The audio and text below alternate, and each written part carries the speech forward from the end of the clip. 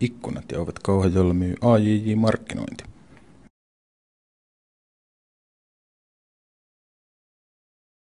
Kauhajoella järjestettiin sunnuntaina 19. helmikuuta vuotuinen käytettyjen ja uusien äänilevyjen myyntitapahtuma. Äänilevypäivät tapahtuman järjestäjänä toimi Suupohjan musiikin ystävät ry. Saimme haastateltavaksi yhden järjestäjän Arto Heikkilän. Kuinka tänään levymessuilla on väkeä vieraillut? Aika lailla mukavasti on väkiä ollut liikkeellä ja vielähän tässä on aikaa jäljellä, että toivotaan, että mahdollisimman moni vielä paikalle löytäisi. Kerropa vähän näiden messujen historiaa. Suupohjan musiikin ystävien nimissä tätä äänilevypäivät-tapahtumaa järjestetään nyt 3. kertaa, mutta kokonaisuudessaan tämä on 9. kerta, kun tämä järjestetään. Ja tavallaan tapahtuma on vieläkin vanhempi, kun Ketolan Jari on järjestänyt parit messut aikoinaan ihan omin voimin. Että varsin perinteikäs tapahtuma on jo kyseessä.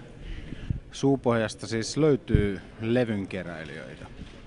Kyllä niitä löytyy ja kuitenkin tämä on semmoinen harrastus, että levyjä lähdetään ostamaan hyvin kaukaakin. Että paljon täällä tapaa samoja keräilijöitä, mitä tuolla Seinäjoen ja Vaasan messuilla ja kauempanakin. Minkälainen musiikki tänä päivänä Pohjanmaalla käy kaupaksi?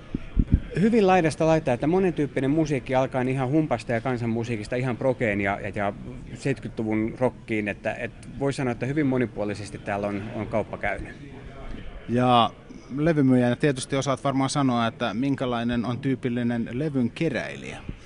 Asialleen uskollisesti omistautunut, eli hyvin intohimoisia keräilijöitä on ollut, että semmoisia niin kuin sunnuntaimessuilijoita on ollut huomattavan vähän, että ne on ollut kyllä kaikki niin kuin tosi mielellä liikenteessä. Minkälainen on tyypillinen levymessuilla kävijä? Miespuolinen, joka etsii 70-luvun heviä. Siinä on mun mielestä kiteytettynä, siis jos oikein tyypillistä lähdetään etsimään.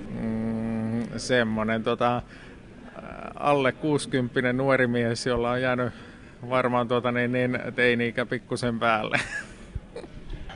Mikäs on tänä päivänä CD-levyn asema? CD:lle löytyy oma ostajakuntansa, että on ihmisiä, jotka haluaa vain sen musiikin ja formaatilla ei ole niinkään väliä ja silloin CD on tietenkin hyvä vaihtoehto, mutta kyllä jos ajattelee sitä, että mitä esimerkiksi tänään on täällä kauppaa tehnyt, niin LP-levy on ylivoimaisesti suosituin formaatti ja CD on sitten tavallaan semmoinen kuin kakkosformaatti, jolla löytyy omat ostajansa, mutta LP tuntuu olevan kuitenkin se ykkönen. Tälläkin kun katselee, niin suurin osa on melkein LP-myyjiä. LP on siis kovalle rytinällä tullut takaisin. Kyllä, joo. Tämä on ihan selvä trendi. Ja jos ajatellaan sitä, että miten levyjä julkaistaan, niin tänä päivänä LP-levyjä saa paremmin kuin vuosikausiin on saanut. Että kyllä LP on kokenut renessanssin ja ihmiset tuntuu rakastavan sitä lämmintä ääntä ja isoa kokoa ja formaattia. Tuosta heti pistää silmään päällimmäinen levy Susi Unto. Mikä on kyseinen orkesteri? No, se on tämmöinen kauhajokelais-porilainen yhteistyöbändi.